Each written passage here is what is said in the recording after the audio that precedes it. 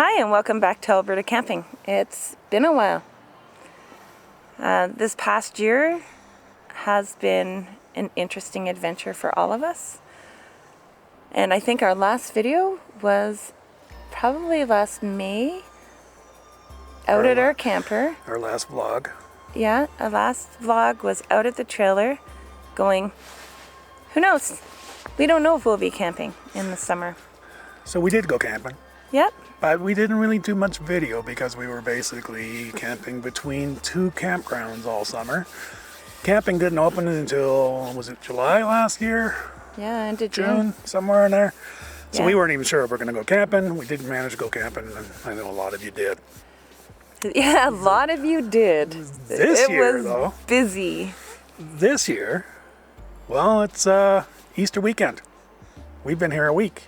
We're at Mclean Creek. Just so, for those of you who are a little further away. It's open year round, it has power, and we've managed to get a site here. We've been up here for, since a week? March 24th-ish. And we're leaving tomorrow, which will be the 3rd. Just so that I have a day of getting organized to go back to work. I would leave it to the very last minute if I could. She would. But, there's Easter eggs to hide. Yeah. Because 19-year-olds need to act like 12-year-olds sometimes. It's true, though. Mm-hmm. There's traditions. It's a mother thing. You gotta keep traditions going. It's mostly for Heather. Yep. Very much. Because, So, last season, we went between Sandy McNabb and Blue Rock. The entire, 6 weeks of it. As soon as they opened. And it was really peaceful for us. And that's part of the reason why we didn't do any vlogging last year was we needed an escape. We needed to get away. We needed not to worry about the world. And it was prime isolation. It was the way to go, really, honestly. But everybody else in the world thought the same way as us. You wouldn't believe how many trailers came out of retirement last summer. It was actually really fun to drive around campgrounds and see the type of units people had. Sales are way up on campers. Not a good time to be looking. Even used campers are going very, very fast. Well, I think high they're dollars. the worst, like trying to find a good used unit. Yeah. It's probably the hardest way to go right now. Yep. But we managed. That was when Sandy McNabb was first come, first serve. So we would just hop in back and forth between Sandy McNabb and Blue Rock for 6 weeks. Once we did our stay at one, we'd go back down to the other one and camp there until our time was done, and then we'd go back to the other one. And it was quite lovely, actually. It was. I think there were some challenges for lots of people in getting spots, especially those first come, first serves. People were quite determined. There was one Sunday at Sandy McNabb, and we were going back to Blue Rock. And we had driven up and we got a spot. And we were packing up at Sandy McNabb, and we knew that we had a spot already, so we were taking our time. And we thought, well, checkout is 2, so we'll leave by 2. So we made sure, we ate, we had our typical breakfast.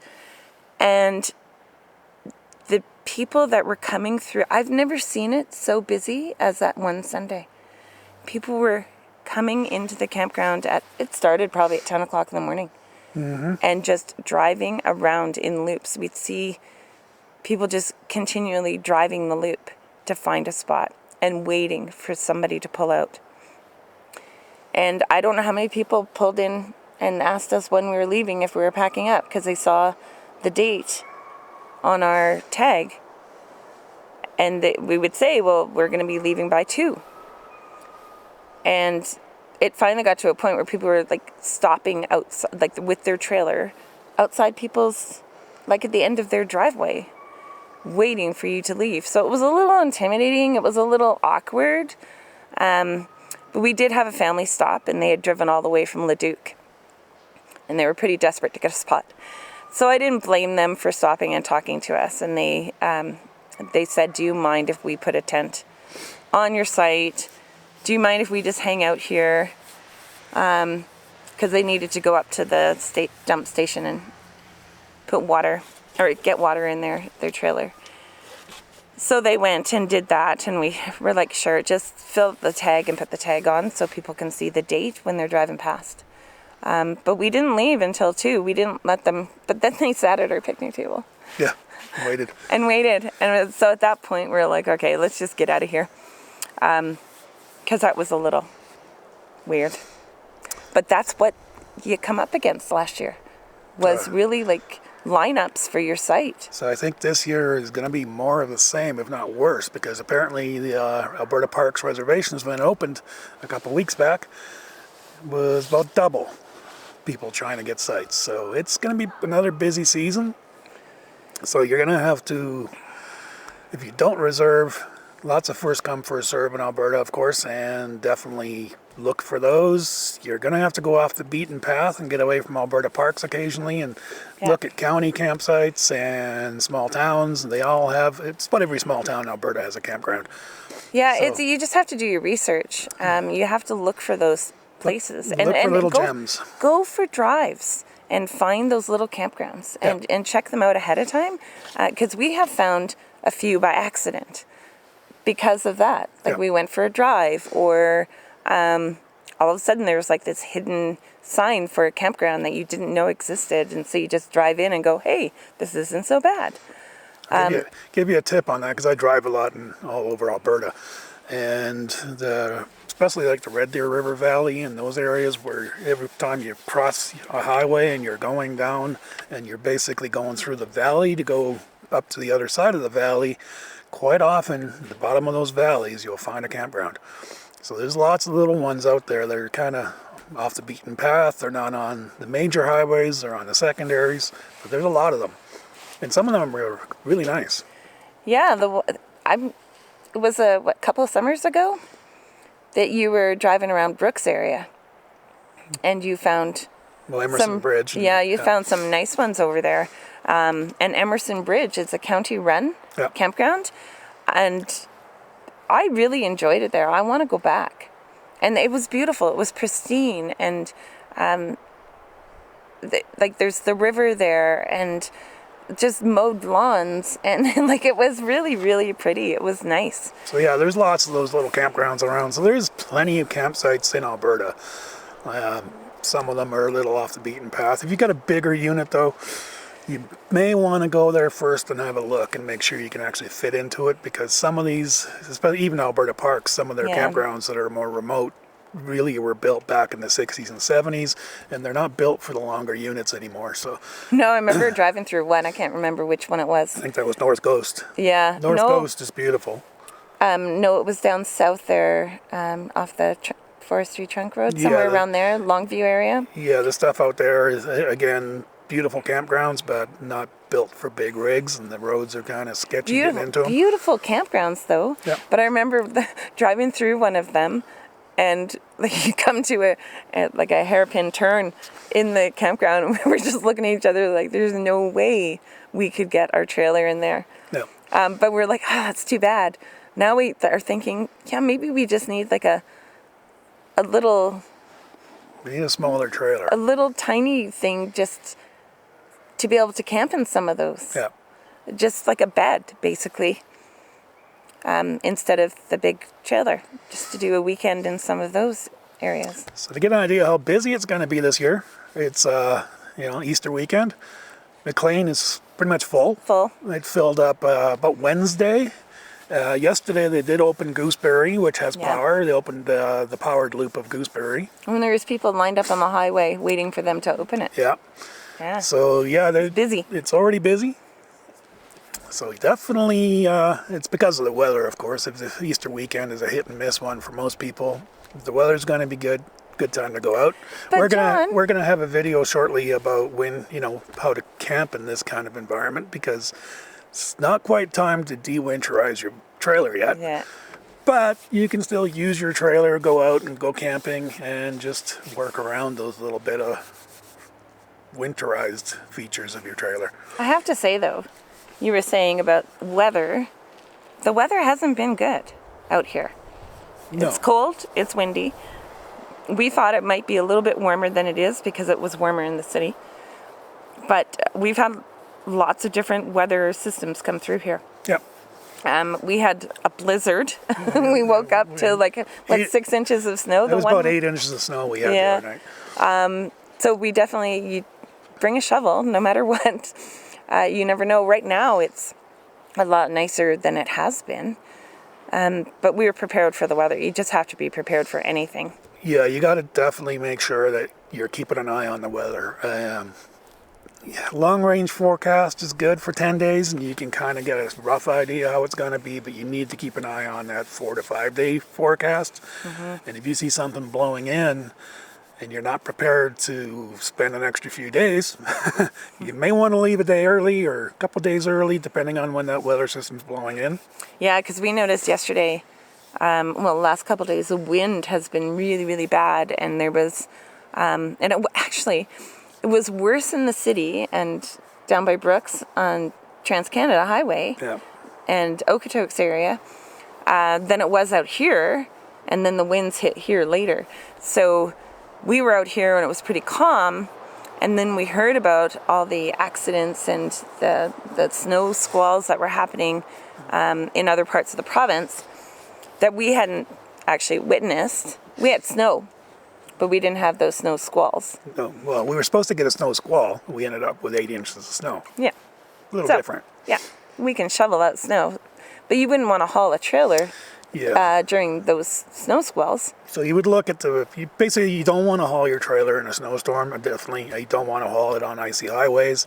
So you got to keep an eye on that. You want the highways to be dry. Good thing about Alberta, most times when you get a snowstorm, within a couple of days, the highways dry out and you're good. So always make sure that you're looking forward to when you're leaving and when you're trying to get somewhere, because that's the important part, is being safe with your trailer. Keep in mind, your trailer is a giant sail. So when you're driving down the highway, and if it's icy and there's a wind, and the wind blows that trailer from the side, your trailer's might lose grip, and it's going to be pushed sideways, and it's going to take your truck and your trailer and everything. Did you see the video of that transport truck that got blown over on the highway? No. Oh my goodness. It's pretty scary. But that happens quite frequently in Alberta. Yeah. So it's one of the reasons we actually don't go further south than Kananaskis usually, is because Highway 22 and Highway 2 going south is very windy. Really windy. They have the wind signs. If you got a 3/4 ton or a 1 ton hauling a trailer, it's a little different because you got the weight. But for us, we got a 1/2 ton, and the truck we're using has enough weight, but it's a 30-foot trailer, and in the wind, it's not fun. No. So we tend not to go down that far south because the wind is it's very unpredictable. You could be down there for 2 weeks and have constant wind. I was really surprised that people were hauling their trailers out yesterday because the winds were really strong. Yeah, but they were smaller trailers, or big trailers with 1 tons, so a little different.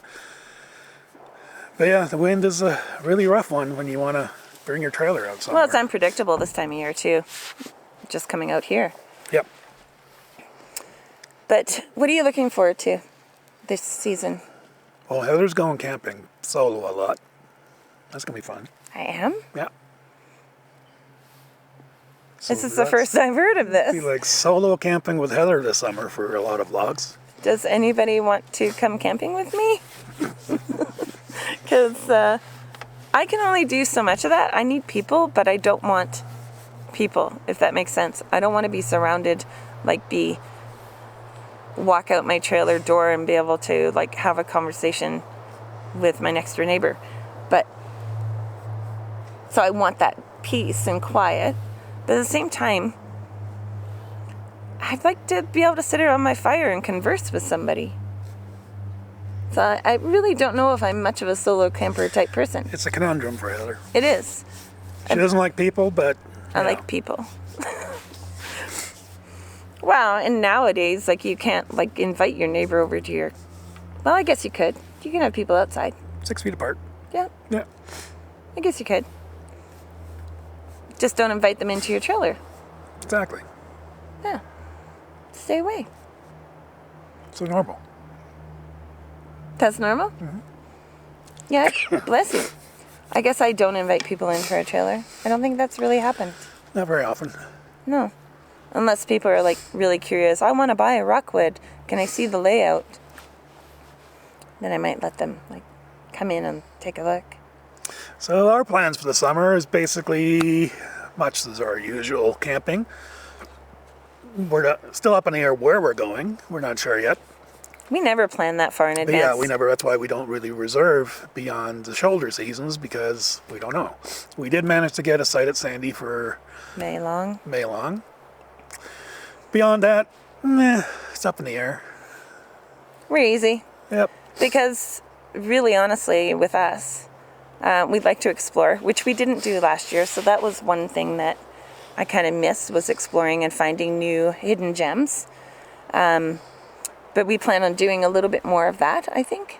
We're going to try. Possibly. Again, you want, a trailer that can fit into some sites. So that's one of the problems we have with our trailer, is we can't explore too much because we can't fit into a lot of these sites. So Yeah, but that's been those little day trips on the shoulder seasons out to places and check them out and see ahead of time. Even some of them are closed. You could still park out and walk in and take a look. yeah. So I'm hoping to do a lot more of that. What are you most afraid of this summer? Or what are you not afraid of, but... So my biggest fear, and I guess that's a normal thing for it being so busy, is that we will have good intentions of camping and not be able to find a spot. That's my biggest fear right now. Well, I think it's always something. It's not that hard to find a spot in first come, first serve. You just gotta scope them out. The more popular campgrounds are going to be tough to get into as usual. Well, that's what I'm thinking, is like, why don't we just stay away from popular places that we know and find those places that... That's when you got to go and visit beforehand. Yeah. But, yeah. So I think we need to do that. But that's always weather dependent and wind dependent, because once you start going east, Heather's going to learn to drive the truck this year and pull the trailer, apparently, because she's like going to be fine pulling in the wind, according to her. Well, I'm always impressed, though, when I do see, teenagers. For instance, we saw a teenager driving the trailer. A couple ladies pulled in with a 27-foot trailer the other day, and her backing in. I was impressed with her skills. And I'm like, why am I so scared of this? Why can I not? Because she has a husband who does it for her. Well, why not? You're already trained. You already know what to do. Yes, she has somebody who comes out, pulls the trailer out, gets it all set up, and then she just drives out and goes, this is nice. Yeah, it is lovely, actually. So one of your dreams is that I'm going to pull the trailer out and get it all set up, and you're just going to drive up and go, I can sit at the campfire. Possibly. You don't know what that feels like. No. It's a nice feeling. Well, I'm sure it is. I'm sure it is. Oh, funny. So did we see... I'm just thinking about the wildlife last year. We saw lots at Blue Rock. In fact, the deer came right into our site to the point that I had to stand up and back away from where I was sitting and get into the trailer as fast as possible, because they weren't afraid of us at all. And like, that was a little bit of a scary moment, because he came right in to the site. Yeah, he was literally about 6 feet away from us. So. And I was like, backing away. He didn't understand COVID protocols, unfortunately. No, he didn't at all. And then we went for a walk the one night, and there was a deer like right on the road. So we just kind of stopped and waited and hoped that he moved, and he did move off to the side a bit. So we went up and around and kept our eye on him. And then all of a sudden, like, we got ahead of him, and he starts running at us. And I'm like, well, what do we do? We've got a deer running straight at us down the road. I'm like, John. It's funny. They were not, that one was a little aggressive, but they were not afraid of us. They were like in our campsite. Actually, she wasn't aggressive. She was more curious. I guess from what the camp hosts were saying, that it just wants to play and wants to play with dogs. I don't want to play with something that's bigger than me. Don't want to play. Nope, stay away. You do your thing, I'll do mine. And we had lots of squirrels. We saw a bunny.